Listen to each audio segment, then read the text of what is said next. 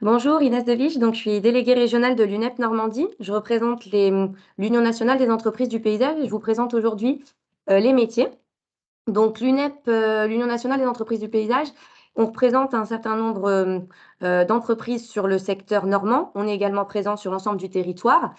Je te laisse passer la slide, Vincent. Les métiers du paysage, c'est une diversité d'activités. Donc, quand vous vous formez pour les métiers du paysage, il faut savoir qu'il y a un certain nombre d'entreprises qui proposent un certain nombre d'activités. Donc, ça va de la création de jardins, comme vous pouvez le voir, donc création avec du dallage, du pavage, de la réalisation de massifs, donc de la maçonnerie paysagère, à savoir de la réalisation de terrasses. Des points d'eau également, puisqu'on a des entreprises qui sont spécialisées dans la piscine et les bassins. Donc, quand vous réalisez un jardin, c'est son ensemble. Donc, vous pouvez très bien avoir des clients qui souhaitent avoir des bassins ou des piscines. On a également le volet entretien sur les lagages. Les lagages, ça consiste à entretenir les arbres. Donc, on a aussi des entreprises qui travaillent sur les lagages des arbres. Donc, c'est un métier assez spécifique et technique où on se forme pour intervenir au niveau de ces sujets et de les structurer. C'est un métier, être paysagiste, on a également des entreprises qui sont spécialisées dans le terrain de sport. C'est-à-dire qu'aujourd'hui, par exemple, le stade Malherbe de Caen est entretenu par une entreprise du paysage et a été créé aussi au niveau des engazonnements sur ces aspects-là. Tout ce qui est terrain de golf également, c'est géré par des entreprises du paysage, tant sur la création que l'entretien et l'arrosage. Enfin, par exemple, le génie écologique, c'est également une spécificité que vous pouvez retrouver dans les métiers du paysage. Tout ce qui est entretien et gestion des berges, c'est-à-dire pour l'environnement et pour fédérer un espace en vue de développer sa biodiversité, ce sont également des points qui peuvent être pris en charge par des professionnels du paysage. Quand on parle d'activité, je t'invite à... Merci Vincent. Dans le paysage, comme vous pouvez le voir, on parlait tout à l'heure de création, mais on parle également d'entretien. C'est-à-dire qu'une fois qu'un jardin il est créé, le végétal il se développe. Donc ça nécessite une structuration de celui-ci, tant sur la tonte du gazon que sur la structuration de massifs, donc la taille de haies, la taille de massif, la mise en place de paillage pour pouvoir renforcer et limiter l'arrosage. Donc il y a tout un aspect entretien qui permet une relation durable avec le client aussi. On revient sur les métiers spécifiques et on a Charlotte Courchet qui interviendra tout à l'heure. Dans les métiers du paysage, on touche aussi le paysage d'intérieur. Paysage d'intérieur, ça va être effectivement la végétalisation de bureaux, de terrasses ou de patios qu'on peut avoir effectivement dans certaines grandes villes. Donc, ces spécificités-là, on peut retrouver du mur végétal, mais je ne développe pas cette partie-là, Charlotte reviendra dessus. Arrosage intégré ou éclairage, effectivement, quand on fait un jardin, on pense à sa durabilité. Alors aujourd'hui, on pense aussi à la gestion intégrée de l'arrosage au vu des sécheresses et de l'évolution du climat. On travaille sur la gestion de l'eau. Donc, c'est des préoccupations aujourd'hui, nous, qu'on a dans le paysage. Et puis, effectivement, la végétalisation du bâti, parce que quand on a des structures du bâtiment, on peut très bien venir s'adosser, faire du mur végétalisé ou encore de la toiture végétale sur des propriétés.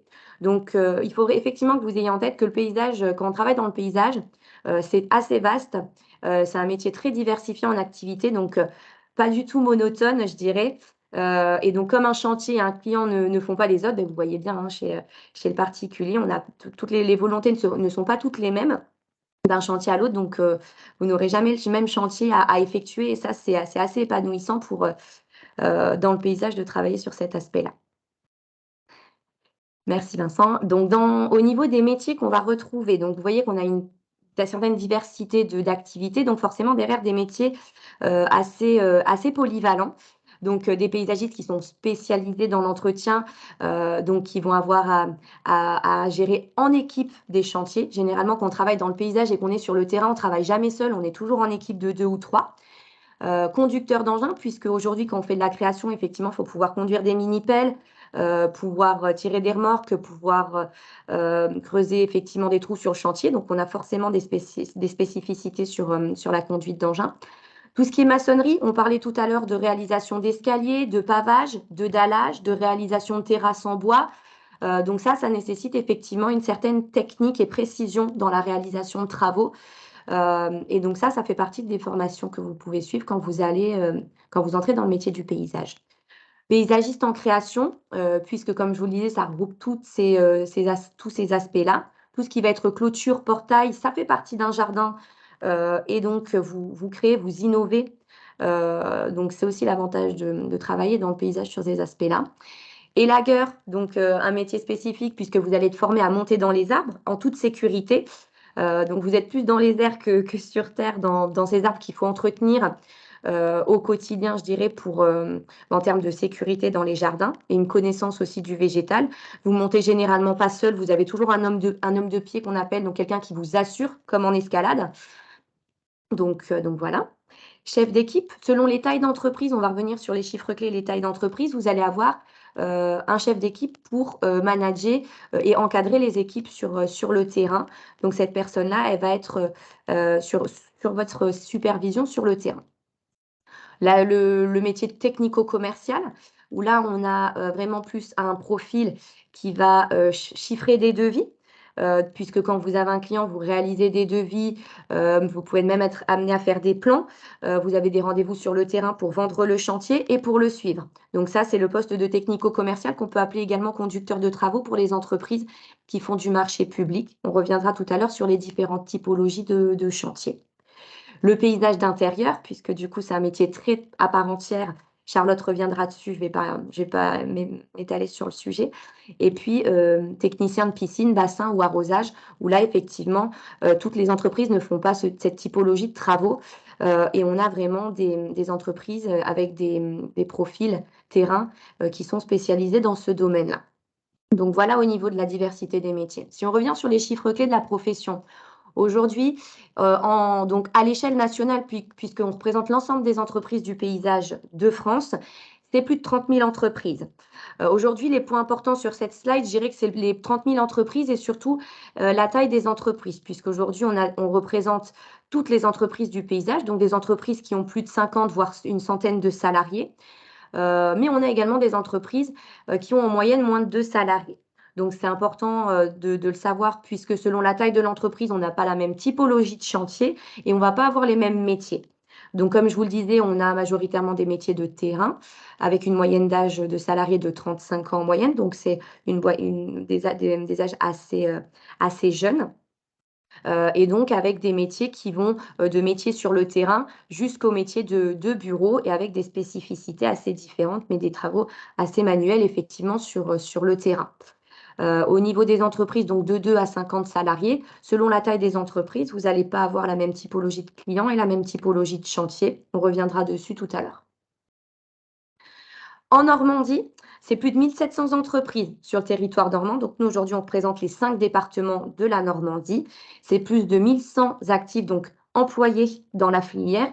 Ça représente 369 000 millions de chiffre d'affaires entreprises réunies.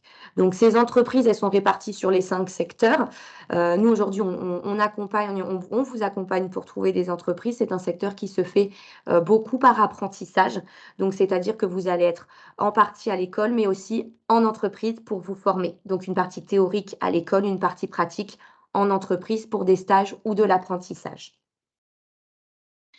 Au niveau de la clientèle, comme je vous l'expliquais aujourd'hui, quand vous travaillez dans une entreprise du paysage, vous avez 3 types de clients. Le particulier, comme vous avez un jardin ou un balcon, donc vous pouvez faire appel à une entreprise du paysage pour réaliser votre jardin. Donc aujourd'hui, comme on a majoritairement des petites entreprises, on a majoritairement comme clientèle du particulier. 49% de nos entreprises font du particulier et vont intervenir sur de la création ou de l'entretien. Donc on revient sur de la création, engazonnement, création de plantations, clôture, portail, dallage, terrasse, toutes les activités qu'on a vues autour. C'est-à-dire quand on fait un jardin, on fait intervenir une entreprise pour réfléchir sur comment on va le concevoir et comment on va l'entretenir.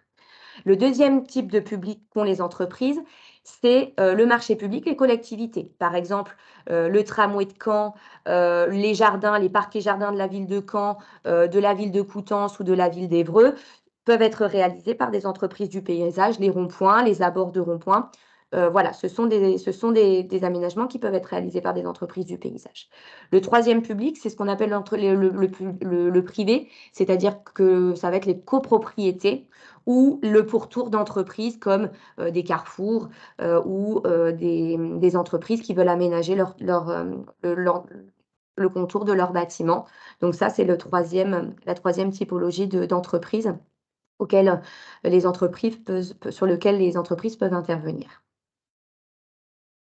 Un secteur qui recrute aujourd'hui, effectivement, il faut avoir en tête qu'on a de plus en plus de professionnels qui sont nombreux sur les dernières années. On arrive aujourd'hui à plus de 17 400 actifs depuis 2012, donc c'est un secteur qui est en expansion, un secteur aussi qui est en tension. Il faut savoir que le Covid, nous a aidés, puisque la clientèle ne s'est jamais autant préoccupée de son jardin. Et donc, depuis 3 ans, on a de plus en plus d'entreprises et de plus d'entreprises qui cherchent à recruter. Il faut savoir que dans le paysage, on a essentiellement des postes en CDI et sur le terrain.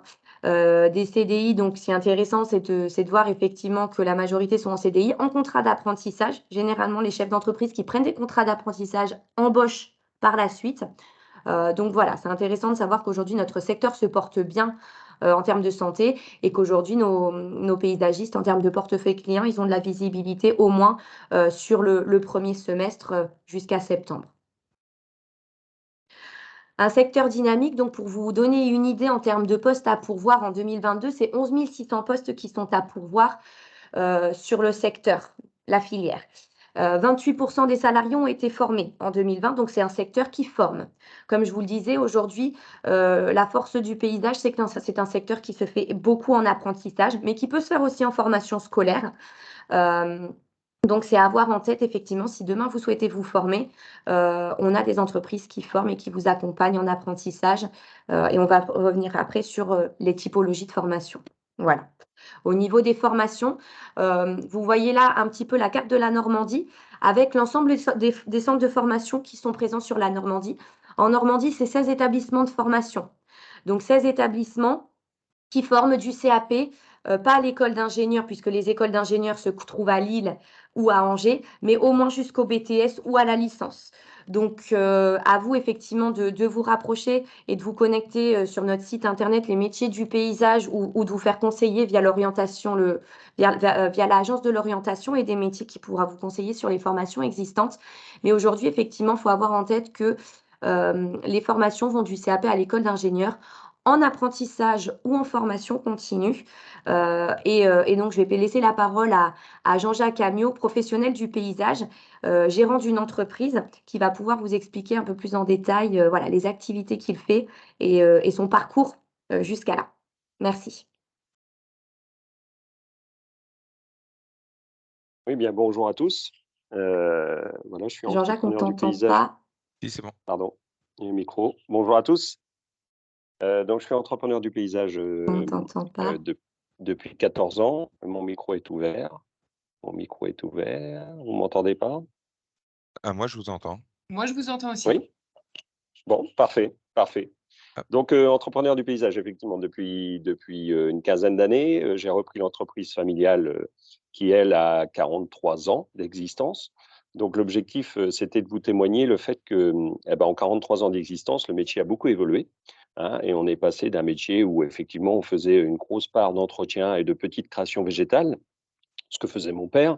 Et quand je suis rentré dans l'entreprise, l'objectif, c'était d'évoluer vers les métiers du paysage, c'est-à-dire que maintenant, on est en mesure, notamment chez nos clients particuliers, hein, de soit refaire des jardins ou de créer des jardins neufs, hein, pour des maisons neuves notamment, et de proposer un ensemble, un package, on va dire, d'aménagement extérieur, c'est-à-dire on assure ce qu'on appelle la maîtrise d'œuvre de l'ensemble de la création, de l'aménagement extérieur.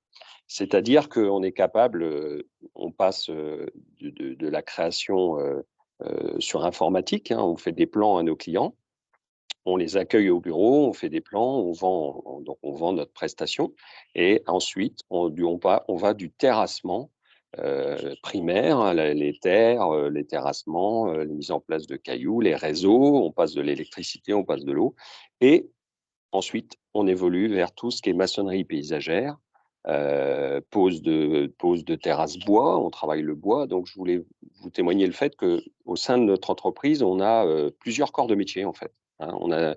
J'ai des équipes, des collaborateurs qui sont menuisiers, d'autres qui sont maçons, maçonnerie paysagère, terrassiers, d'autres qui passent des réseaux, qui s'occupent de l'électricité et de l'eau. Hein, et ensuite, quand on avance dans la création, eh ben, on va dans l'aménagement. Quand on avance dans l'aménagement, on va jusqu'à l'éclairage, la mise en place de pompes pour les bassins. Donc là, c'est des techniciens en hydraulique. Ensuite, on aboutit au fait que le client contrôle son jardin sur son portable. C'est-à-dire qu'on va même jusqu'à la domotique. Maintenant, il ouvre son portail, il éclaire son jardin, il contrôle son bassin et ses jets d'eau sur son portable. Donc, on va vraiment, quand on parle des métiers du paysage, il y a vraiment plusieurs métiers. Chaque équipe a sa spécialité. Parfois, les spécialités traversent un peu toutes les tâches. Hein. Ce qui est intéressant, c'est qu'au final, même un technicien en électricité voit le projet fini avec les végétaux. Hein. Il faut savoir que maintenant, on a aussi un poste de compositeur végétal, c'est-à-dire qu'il s'occupe du client du début du projet jusqu'à la fin avec le choix des végétaux, l'achat, la gestion du stock et après les conseils aux clients pour tailler les végétaux, pour prendre soin de son jardin. Donc, on a ce poste de compositeur végétal qui vient d'être créé dans l'entreprise, le végétal met en valeur l'ensemble du projet. Donc, les techniciens sont ravis de voir le projet dans son ensemble ensuite. Et autre chose aussi, ce qui concerne un peu plus l'entretien, c'est qu'on a une spécialité maintenant qui est l'installation de robots tontes. Donc, il faut savoir que ça, c'est une aide à l'entretien qui est extraordinaire et aussi à la réhabilitation des gazons. Hein. Donc, on a aussi un poseur de robots. Donc, c'est pareil, c'est des tâches qui ont bien évolué dans l'entretien et qui sont relativement techniques, mais qui sont très intéressantes aussi. Suite à une création, on installe un robot et le client peut profiter de son jardin tranquillement. Voilà. Monsieur Amiot, est-ce que vous pouvez nous parler un peu de votre parcours? Vous avez repris l'entreprise, mais auparavant, quelle Alors formation vous effectivement, avez fait? j'ai d'abord passé un master en sciences de la nature, hein, sciences de la vie, sciences de la nature, et le métier évoluant très rapidement dans les années 90, j'ai vite vu que l'entreprise familiale devait passer un cap et devait notamment se moderniser dans ses activités et répondre surtout à une demande de la clientèle. Et donc, on a choisi avec mon père de collaborer. Et j'ai été donc 12 ans salarié avec mon père pour faire évoluer l'entreprise. Et puis quand il a souhaité prendre sa retraite, en 2009, donc j'ai repris l'entreprise et je l'ai fait évoluer. Mon père avait 2 salariés, on est une vingtaine maintenant, avec tous ces nouveaux métiers qui sont apparus tout au fil des années en fonction des besoins des clients et de ce qu'on était capable de proposer. Voilà, un infographiste. Je vous dis, un automaticien. Donc, on a vu des nouveaux métiers, des nouveaux postes se créer dans l'entreprise. Voilà. Merci. On va passer Merci. la parole à Madame Charlotte Courchet. Oui. Bonjour à tous. Merci de me donner la parole et par mon intermédiaire de donner la parole aux paysagistes d'intérieur, qui est un métier peu connu du monde du paysage. C'est un métier de passion et je dirais d'ailleurs, tous les métiers du paysage sont des métiers de passion. Si vous n'aimez pas ces métiers, hein, pas forcément que le mien, comme ce sont des métiers quand même pour la plupart physiques, je pense que il faut bien avoir en tête que vous ne resterez pas en fait dans ces métiers si vous ne les aimez pas. Il faut quand même avoir des bonnes conditions physiques pour la plupart de nos métiers. Voilà. Alors, mon parcours, moi j'ai fait un BTS production horticole pendant 2 ans par apprentissage où j'ai appris à faire pousser des plantes et ensuite je me suis spécialisée en paysagisme d'intérieur à l'époque où il existait un diplôme de paysagiste d'intérieur qui était fait à Saint-Germain-en-Laye au CFPPH. Aujourd'hui malheureusement ce diplôme n'existe plus. On a quand même des pistes. je vous rassure. J'ai ensuite travaillé 10 ans, hein, dans une grande entreprise parisienne qui s'appelle les Jardins de Galie, qui aujourd'hui font plusieurs millions, hein, d'euros de chiffre d'affaires sur ce métier du paysage en intérieur sur la région parisienne et même dans toute la France.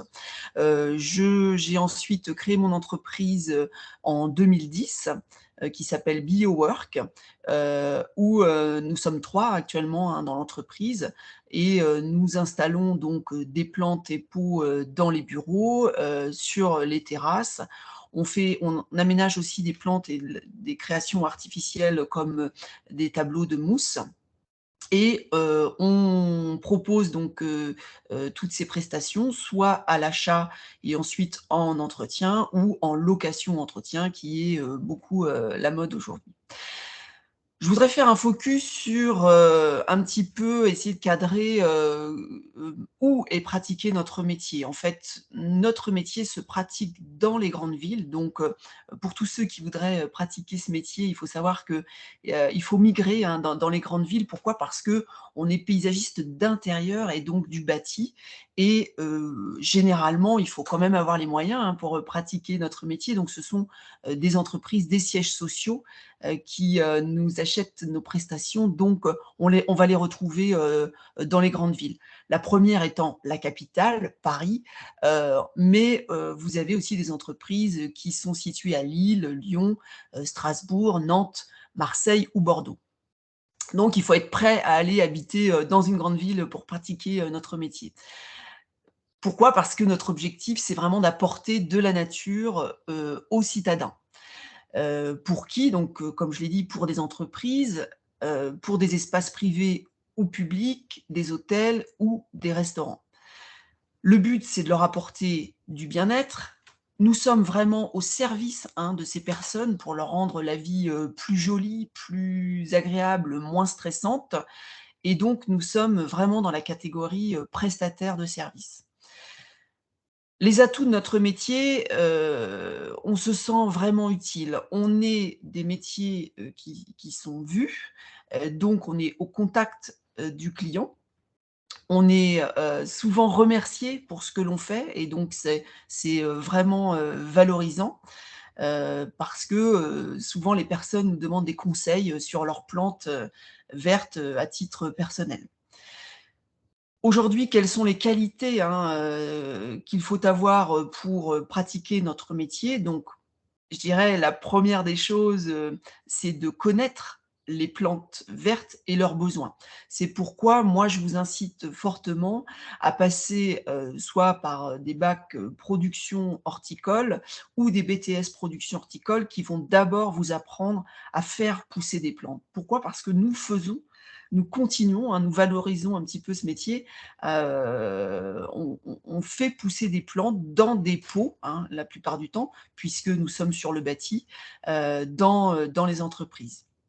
Et donc, il faut vraiment avoir la connaissance des besoins, de comprendre les engrais, comment cela fonctionne, comment on taille, reconnaître les maladies, reconnaître les insectes, les ravageurs, la lutte biologique, enfin, tout ça, il faut en avoir entendu parler pour vraiment devenir un bon professionnel. Ensuite, vous serez, hein, responsable. Aujourd'hui, on recherche beaucoup de personnes pour entretenir ces plantes, hein, dans les entreprises. Donc, il faut avoir le permis, être autonome, hein, vous allez travailler seul. Mais vous allez avoir la responsabilité, hein, justement d'une tournée, donc ça, c'est plutôt valorisant, hein. Sur vous repose vraiment le bien-être des personnes et la satisfaction de voir pousser toutes ces jolies plantes. Donc il faut avoir une connaissance solide des plantes vertes tropicales. Il faut aimer faire pousser des plantes, s'y intéresser, comprendre leurs besoins, avoir le sens du détail pour pouvoir les nettoyer, les dépoussiérer, savoir quand est-ce qu'on met de l'engrais, etc. Savoir être discret aussi, hein, parce qu'on intervient, donc dans des bureaux ou sur le temps de travail des personnes et je dirais que ce qui est valorisant, une fois qu'on a vraiment acquis, notre métier, que toutes ces connaissances deviennent des automatismes, des gestes, voilà, vraiment où on n'est plus dans l'apprentissage, c'est de découvrir, des endroits, magnifiques. J'ai vraiment eu la chance, d'aller, dans des ambassades. J'ai même installé des plantes, à l'Élysée et voilà, une fois qu'on a dépassé la technique, les tournées et cetera, c'est vraiment découvrir des lieux où, jamais vous ne rentrerez, si vous n'êtes pas, prestataire, pour ces lieux. Voilà. Donc, on me voit là en train de dépoussiérer, très important. Donc, vos journées, de travail consisteront à dépoussiérer les plantes, arroser. Donc, il faut avoir de bonnes conditions physiques quand même parce que, faut pas se cacher, on apporte, de l'eau, donc on porte des arrosoirs aussi, toute la journée. Voilà. Mais ça, c'est la partie technique. Voilà, je crois que j'ai fait le tour un petit peu de ce qu'on souhaite pour et comment devenir un bon paysagiste d'intérieur. Non, j'ai oublié quand même les passerelles hein, dans les évolutions de carrière parce que vous pouvez quand même aussi travailler dans les décors éphémères. Il y a des entreprises hein, qui proposent des passerelles, donc par exemple le salon de l'agriculture où vous allez aménager des stands, hein, mettre des plantes vertes sur des stands. On peut aussi aller sur les toitures et terrasses végétalisées parce que ça reste le principe de la plante en pot, savoir comment l'entretenir.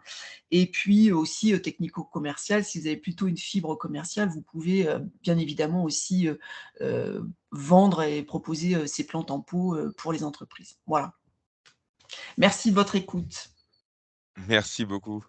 Merci à tous les 3 pour vos témoignages et votre présentation. Maintenant, je vais prendre un temps pour vous présenter une plateforme qui vous permettra de retrouver pardon, les ambassadeurs, mais également avoir des informations sur les offres de stage, sur les formations plutôt que vous pouvez, et les offres de stage que vous pouvez retrouver. Donc, hop, je vais vous partager à nouveau mon écran.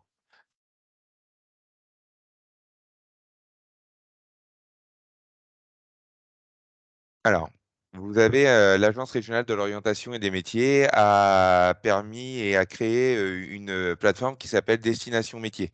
Sur cette plateforme, vous pouvez retrouver, des professionnels, des ambassadeurs, donc ambassadeurs métiers et formation, également trouver des offres de stage. Alors des offres de stage pour de la découverte métier qui sont de 3 à 5 jours et également des offres de stage maintenant dits, longs, professionnels, qui vont de 2 semaines jusqu'à 6 mois. Donc, la démarche, elle est très, très simple. Pour trouver un ambassadeur métier, vous vous appuyez, ici sur, cette case et vous pouvez, là, chercher un secteur d'activité. Donc nous, on est, dans le secteur agriculture, pêche et espaces verts. Donc là, j'appuie dessus. Vous pouvez sélectionner un sous-secteur, donc comme vous pouvez le voir également ici. Donc là, on va prendre nous, le secteur espaces verts et paysagiste. Vous pouvez sélectionner également une zone géographique, mais l'objectif aujourd'hui, c'est de vous montrer réellement la démarche. Vous avez ici une représentation graphique où se trouvent nos ambassadeurs métiers. Donc, dans nos ambassadeurs métiers, on va, voilà, vous avez, différentes personnes qui vous disent où est-ce qu'elles travaillent et par exemple, on va aller, sur le profil, de madame Courchet et donc, voilà, vous pouvez retrouver également, le profil de madame Courchet, et qui explique ses missions. Donc, voilà, pour un ouvrier, pour un gérant. Elle explique également son parcours, ce qu'elle nous a présenté également, tout à l'heure et elle explique également les 3 principales qualités, pour, exercer, ce poste. Si vous voulez aller plus loin, dans la présentation, vous pouvez également contacter madame Courchet en appuyant ici et pour cela, vous créez, vous lui écrivez un petit message et elle vous répondra par la suite suivant, soit par mail, soit par téléphone. Il faut savoir que cette plateforme que vous avez là, elle est disponible pour les jeunes sur l'environnement numérique de travail, des collégiens. C'est aussi un site grand public et que vous tapez destination métier et vous retrouvez directement, ce site, et vous pouvez y accéder. Pour contacter nos ambassadeurs, il vous suffit juste de créer un compte, avec, quelques données personnelles. Pour revenir, à la présentation, vous avez donc des ambassadeurs métiers, des ambassadeurs formation. Un ambassadeur formation, c'est un jeune qui est en formation, qui vous explique pourquoi il fait cette formation. Vous pouvez également trouver une offre de stage. Donc là, on appuie sur la petite case « Trouver un stage dans une entreprise ». Ce stage, vous pouvez le faire, alors pour les scolaires dans dans la période de découverte de stage de troisième, par exemple, donc voilà, mais vous pouvez également, si vous avez plusieurs projets, faire également ces stages ou confirmer, par exemple, votre premier stage pendant les vacances scolaires. Pour cela, l'Agence régionale de l'orientation et des métiers a conventionné avec les chambres consulaires et vous pouvez télécharger la convention que vous remplissez avec l'entreprise, que vous nous retournez. Et pour cela, comme ça, vous êtes protégé durant la période des vacances scolaires pour exercer ce stage. La démarche est identique que pour trouver un ambassadeur métier. Vous appuyez ici, faites agriculture, pêche, espace vert. Vous sélectionnez un sous-secteur espace vert paysagiste et vous lancez le résultat. Vous avez également ici les offres de stage qui sont présentées au niveau de la carte. Vous avez également, je prends une première offre là ici, une personne qui propose un stage, donc vous voyez la personne, et vous explique l'offre de stage, l'environnement du mini-stage, et vous pouvez la contacter. Vous voyez qu'il y a aussi une période durant laquelle, donc là, cette personne, si je ne me trompe pas, a proposé toute l'année. Il y a des stages que vous pouvez faire durant juste quelques périodes. Si on veut aller plus loin concernant le site Destination Métiers, vous avez également la possibilité de retrouver ici des informations sur les métiers.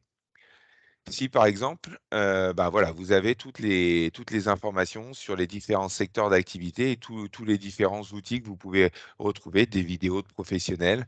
Vous avez également des escape games, voilà, sur tout type de métier. Là, je vais m'arrêter par rapport au temps qu'il nous reste sur un outil qui s'appelle Cléor. Cet outil, si vous souhaitez avoir des informations, par exemple sur le métier de paysagiste, alors on a paysagiste, architecte, chef d'équipe paysagiste, conducteur, ben voilà, on a tous les métiers qui ont été également présentés tout à l'heure. Donc là, je vais prendre, allez, chef d'équipe paysagiste. On y va. Vous arrivez sur une fiche métier. Vous pouvez avoir le détail de la fiche ici, voir la fiche détaillée.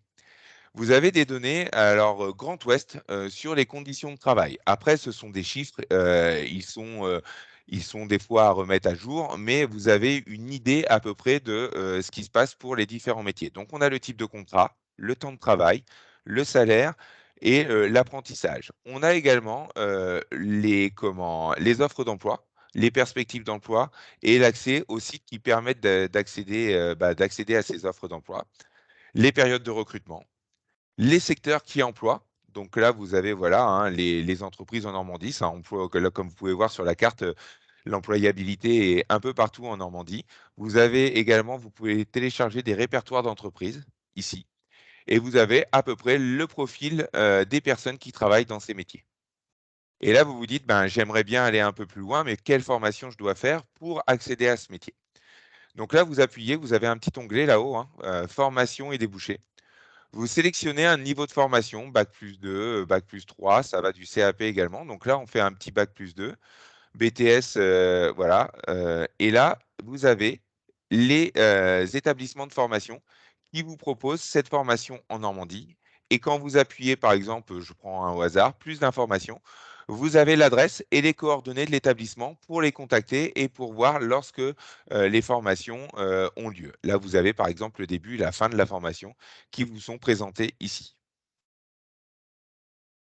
Donc voilà, concernant la plateforme Destination Métiers, je vais arrêter mon partage et puis je voulais voir avec vous si vous aviez quelques questions. N'hésitez pas à prendre la parole. Vous pouvez poser des questions à nos ambassadeurs, à Madame De Viche. Voilà, vous n'hésitez pas à poser quelques questions.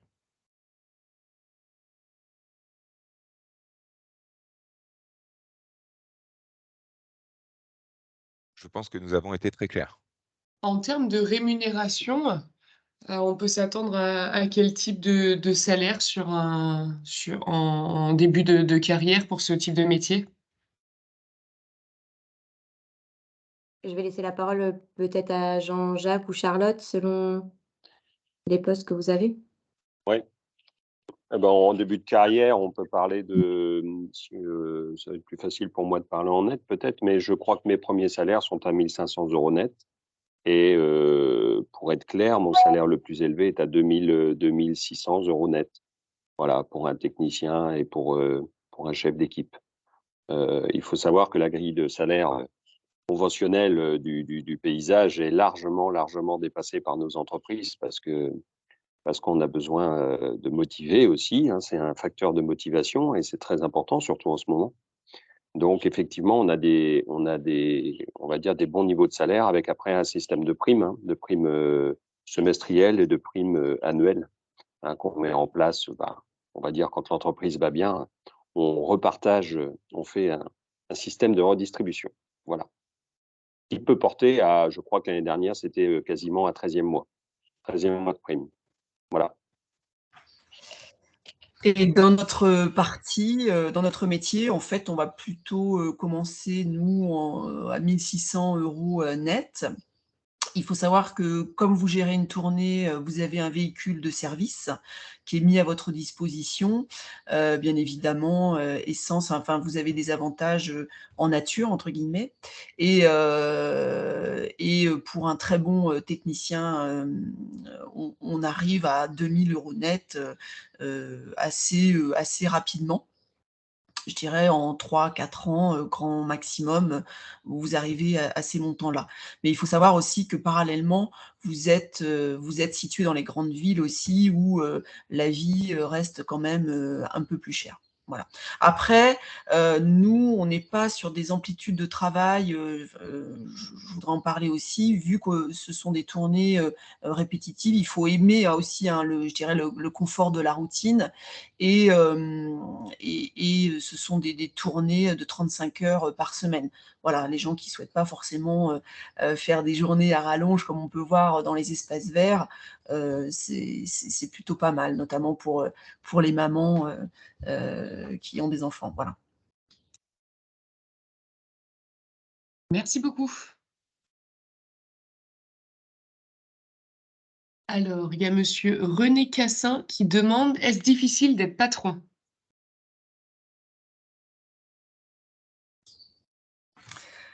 Alors, c'est un métier qui s'apprend sur le tas, hein, être patron. J'ai été salariée avant d'être patron, comme Jean-Jacques. Donc, aujourd'hui, je dirais, en tous les cas, moi, ce que j'entends de tous les chefs d'entreprise, la difficulté, c'est pour des patrons aujourd'hui, c'est vraiment d'arriver à fidéliser, hein, nos salariés.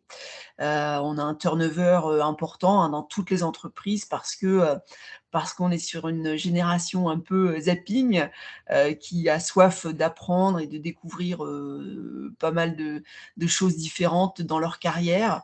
Donc, tout l'enjeu aujourd'hui, c'est d'arriver à maintenir nos salariés le plus longtemps possible. Voilà. Malgré parfois des conditions de travail au top, de très bons salaires, c'est pas toujours pour ça qu'on les conserve. Et voilà, je ne sais pas si c'est eux qui ont raison, mais c'est un petit peu, je dirais, la principale difficulté aujourd'hui dans notre métier de chef d'entreprise, parce que le reste, ça s'apprend et ça se gère facilement. Voilà, enfin, me semble-t-il. Je sais pas, Jean-Jacques, ce que tu en penses. Effectivement, je dirais que si on se place sur le plan du métier en lui-même, on a une passion, on aime notre métier, on aime aussi l'esprit d'équipe avec les collaborateurs. Après, je dirais difficile d'être patron. Je dirais que c'est tout ce qu'il y a à côté. C'est ce qui se passe en ce moment, hein. C'est l'inflation, c'est les problèmes avec les coûts de l'énergie. Donc c'est la gestion de l'entreprise. Je dirais qu'au niveau de la passion du métier, si on a la passion, c'est pas difficile. Si on a une bonne équipe autour de soi, ça va. Il faut la conserver, effectivement, c'est pas simple. Le management n'est pas simple. Mais il y a aussi tous les facteurs extérieurs, hein, qui viennent impacter l'entreprise et auxquels il faut faire face très vite. On a eu le cas avec le Covid qui a été l'exemple le plus frappant. Mais je crois que suite au Covid, moi j'avais connu la crise immobilière en 2010, là le Covid, là maintenant l'inflation. Donc effectivement, il faut juste faire naviguer son entreprise dans ces eaux un peu tourmentées des fois. Il faut tenir la barre, hein. Moi, c'est l'image toujours que je donne. Il faut tenir le cap. Donc, je dirais qu'il faut juste des nerfs à peu près solides et surtout un esprit d'initiative et d'anticipation. Et toujours être à l'affût, toujours être aux aguets pour, pour trouver les petits éléments qui vont faire que l'entreprise l'entreprise va aller vers une niche ou vers autre chose parce que c'est compliqué de travailler dans tel ou tel domaine. Donc voilà, il faut juste avoir l'énergie suffisante pour pallier à tous ces petits impacts sur l'entreprise. Merci beaucoup.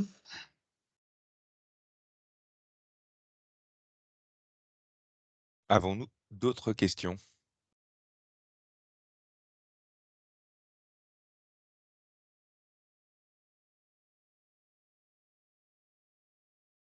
Je ne pense pas. Ben, je vais vous remercier. On va pour ce temps. Merci à nos 3 collaborateurs d'avoir présenté leur métier, leur passion, le secteur. Et ah, oui, il y a une autre question. Monsieur Cassin, peut-être? On va attendre de voir. Il y a une petite écriture.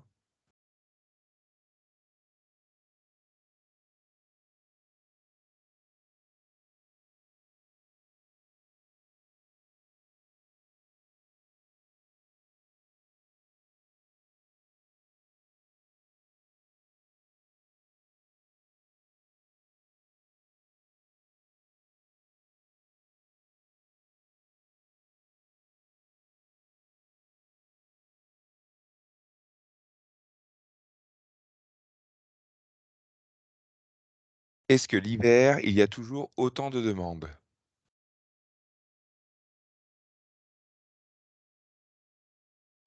Alors, bon, Charlotte pourrait répondre, mais en paysagisme d'intérieur, je pense que oui. Il faut s'occuper des plantes l'été comme l'hiver, n'est-ce pas? Elles sont bien au chaud, mais il faut s'en occuper. Et en ce qui me concerne, eh ben, disons que oui, il y a autant de demandes. On a aussi, alors il y a autant de demandes aussi en activité commerciale parce que les gens anticipent les besoins qu'ils vont avoir au printemps ou l'été, une belle terrasse, une pergola, des choses comme ça. Euh, oui, on peut dire que maintenant, on travaille toute l'année parce qu'en fait, on organise aussi nos chantiers. Certains chantiers sont plus faciles à faire que d'autres quand il y a eu une semaine de pluie ou comme là, on a des averses très fortes. Donc, on choisit ce qu'on appelle vulgairement des chantiers à pied sec. Et on planifie en fonction de ça aussi. C'est-à-dire quand on s'aperçoit qu'un chantier est plus faisable et plus facilement faisable en mauvaise période, entre guillemets, l'hiver, eh ben on le prévoit plutôt l'hiver et on essaye de négocier ça auprès de nos clients, ce qui n'est pas toujours simple. Mais il faut aussi organiser le planning en fonction, effectivement. Mais on a une demande toute l'année très forte et toute l'année et on a aussi un métier très saisonnier. Hein, l'élagage notamment, bah voilà, l'élagage, toutes les équipes d'élagage interviennent plus facilement entre novembre et avril, donc ça crée, voilà, il y a d'autres collaborateurs qui participent au chantier d'élagage pour aider cette partie-là. Et puis l'été, bah, c'est par exemple les engazonnements. Les engazonnements, c'est plus facile en période sèche, donc on remet d'autres collaborateurs qui viennent aider les équipes d'engazonnement. Voilà, on dispatche les équipes en fonction, mais globalement, on a une activité soutenue toute l'année maintenant. On n'a pas à part les 15 premiers jours de janvier qui sont toujours difficiles, mais sinon, on n'a pas de période creuse. Voilà. Et pour ma partie, en fait, Jean-Jacques a raison. Effectivement, nous, on intervient toute l'année. Et justement, pour des personnes qui voudraient rester dans le monde du paysage et qui n'aiment pas trop la pluie, le vent, le froid, on récupère aussi parfois certaines personnes voilà, qui préfèrent travailler au contact des plantes, mais au chaud. Dans les entreprises. Donc ça, c'est un des avantages aussi de notre métier. Après, bizarrement, c'est plutôt en période de printemps que l'activité redémarre aussi pour nous. C'est-à-dire que le fait de voir fleurir des choses, voir la nature qui reprend vie, on a plus de demandes d'installation de plantes vertes au printemps que en décembre. Et la contrainte aussi, quand il fait froid, on ne peut plus installer des plantes tropicales parce que, comme leur nom l'indique, ça reste des plantes qui ont besoin de chaleur et donc transporter ces plantes quand il fait froid devient impossible. Voilà. Merci beaucoup. Donc, ben, il est temps de conclure. Et puis que chacun retourne à ses activités. Encore merci pour vos interventions, merci pour votre attention et vos questions. Et voilà, je vous souhaite une bonne journée à tous. Merci. Merci beaucoup. Au revoir. Bonne journée. Merci Bonne beaucoup. bonne journée. Merci journée. pour votre écoute. Au revoir. Au revoir. Merci, au revoir. Au revoir.